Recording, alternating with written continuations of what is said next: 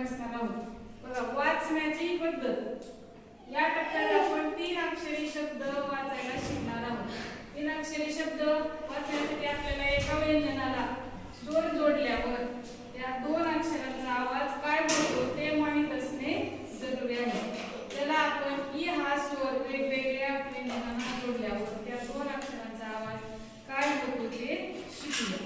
आता आपण या ठिकाणी एक उदाहरण घेतले. D E. आता बघा डीचा आवाज ड, ईचा आवाज ए, त्यामुळे डीचा आवाज काय होतो डे. ठीक आहे.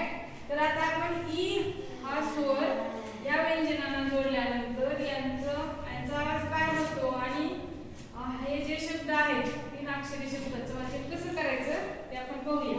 बघा आता या ठिकाणी डी चा आवाज ड, ई चा आवाज ए, डी ला ई जोडल्यानंतर काय होतो डी चा काय उच्चार होईल डे, डी चा काय उच्चार होईल आवाज डे. या ठिकाणी आपण आता 3 अक्षरी शब्दामध्ये ई हे स्वर आल्यानंतर त्याचं वाचन कसं करायचं हे आपण अभ्यासणार आहोत. तर बघा आपण या ठिकाणी बी ई डी हा एक शब्द घेतलाय. बी चा आवाज काय होईल ब, ई चा आवाज काय ए, डी चा आवाज ड. काय झाला उच्चार सांगा बेड. शाबास.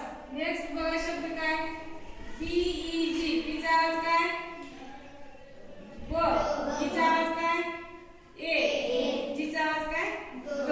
मग उच्चार काय होईल बेग. शाबास. नेक्स्ट बघा डी ई एन. डी चा आवाज काय ड, ई चा आवाज काय ए, एन चा आवाज न. मग उच्चार काय होईल डेन. नेक्स्ट वर्ड कुठला आहे बघा एच ई एन. एच चा आवाज ह, ई चा आवाज ए, एन चा आवाज न. मग काय होईल हेन. हेन, हेन नाही हेन.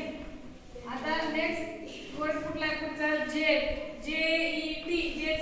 जे चा आवाज, ई चा आवाज ए. काय झालं जे आणि टी चा ट, जेट. काय या शब्दाचं वाचन कसं करायचं जेट. शाबास. नेक्स्ट बघा एम ई एन. कोण वाचते हा शब्द हा सही स्टँडर्ड मेन. शाबास. एम चा आवाज म, ई चा ए, एन चा न मेन. नेक्स्ट वर बघा